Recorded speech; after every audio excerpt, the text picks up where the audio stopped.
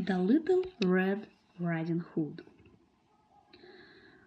Once upon a time, in the middle of a thick forest, stood a small cottage, the home of a pretty little girl known to everyone as Little Red Riding Hood.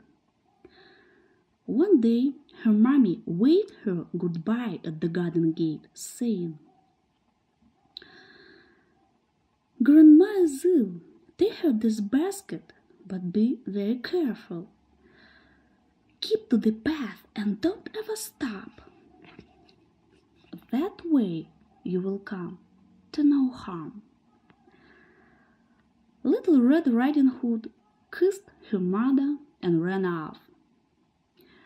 "Don't worry," she said. "I'll run all the way to Grandma's without stopping." Full of good intentions, the little girl made her way to the wood, but she was soon to forget her mother's wise words. "What the lovely strawberries, and so red!" Laying her basket on the ground, Little Red Riding Hood bent over the strawberry plants. "They are nice and ripe and so big, yummy, delicious. Just another one, and one more. This is the last. Well, this one." The red fruit peeped invitingly through the leaves in the grassy glade, and Little Red Riding Hood ran back and forth, popping strawberries into her mouth. Suddenly she remembered her mother, her promise, Grandma, and the basket, and hurried back towards the path. The basket was still in the grass, and humming to herself, Little Red Riding Hood walked on. The wood became thicker and thicker.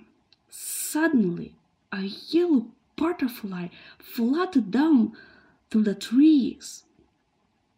Little Red Riding Hood started to chase the butterfly. I'll catch you, she called. Suddenly she saw some large daisies in the grass. "Oh, how sweet!" she exclaimed, and thinking of Grandma, she picked a large bunch of flowers. In the meantime, two wicked eyes were spying on her from behind a tree. A strange rustling made Little Red Riding Hood's heart thump. Now quite afraid, the little girl said to herself, "I must find the path and run away from here." At last she reached the path, but her heart leaped into her mouth at the sound of a gruff voice which said, "Where are you going, my pretty girl, all alone in the woods?" "I'm taking Grandma some cakes. She lives at the end of the path," replied Little Red Riding Hood in a faint voice. When he heard this, the wolf, for it was the big bad wolf himself, politely asked, "Does Grandma live by herself?" "Oh, yes," said Little Red Riding Hood, "and she never opens the door to strangers." "Goodbye. Perhaps we'll meet again," said the big bad wolf. Then he loped away, thinking to himself, "I'll gobble the grandmother first, and then lay in the bed wait for the grandchild. At last the cottage came in sight. Knock, knock. The big bad wolf rapped on the door. Who's there? Cried Grandma from her bed. It's me, a little Red Riding Hood. I've brought you some cakes because you are ill, replied the big bad wolf, trying hard to hide his gruff voice. Leave the latch and come in, said Grandma, unaware of anything amiss, till a horrible shadow appeared on the wall.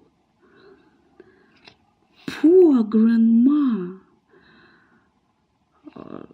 For one bound, the wolf leaped across the room, and in one single mouthful he swallowed the old lady.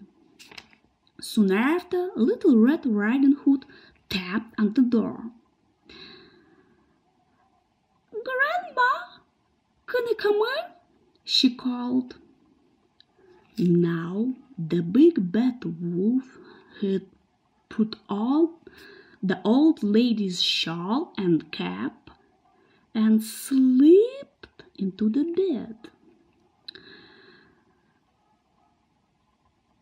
Trying to imitate Grandma's quavering little voice, he replied, Open the latch and come in. What a deep voice you have, said the little girl in surprise. The better to greet you with, replied the big bad wolf.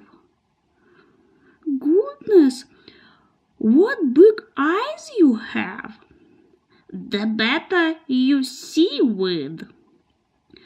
And what big hands you have! Exclaimed little Red Riding Hood, stepping over to the bed. The better to hug you with. What big mouth you have! Murmured the little girl in a weak voice. The better to eat you with, growled the big bad wolf, and jumping out of bed, he swallowed her up too. And then, with that full tummy, he fell fast asleep.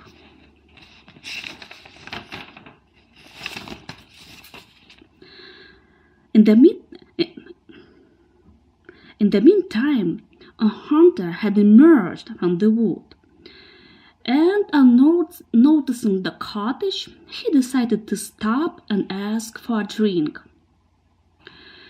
He had spent a lot of time trying to catch a large wolf that had been terrorizing the neighborhood, but had lost its tracks. The hunter could hear a strange whistling sound.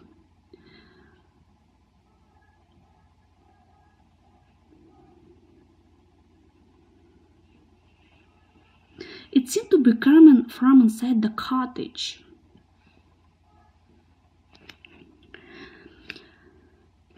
He peered through the window and saw the large wolf with fat, full tummy snoring away in Grandma's bed.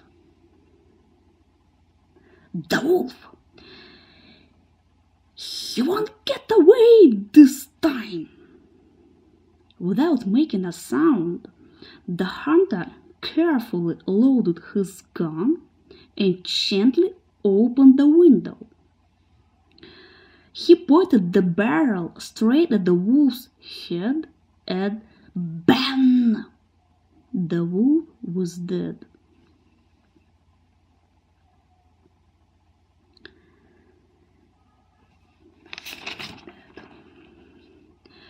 "Got you at last!" shouted the hunter in glee. "You'll never frighten anyone again." He cut open the wolf's stomach, and to his amazement, out popped Grandma and Little Red Riding Hood, safe and unharmed. "You arrived just in time," murmured the old lady, quite overcome all by the excitement.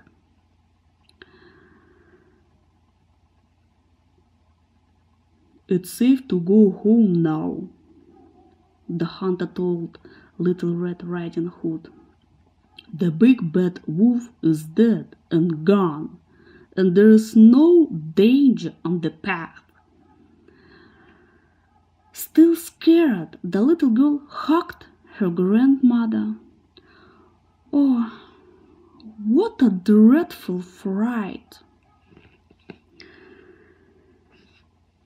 Much later, as dusk was falling, Little Red Riding Hood's mother arrived, all out of breath, worried because her little girl hadn't come home. And when she saw Little Red Riding Hood safe and sound, she burst into tears of joy. After thanking the hunter again, Little Red Riding Hood and her mother set off towards the wood. As they walked quickly to the trees, Little Red Riding Hood told her mother, "We must keep to the path and never stop. That way we come to no harm."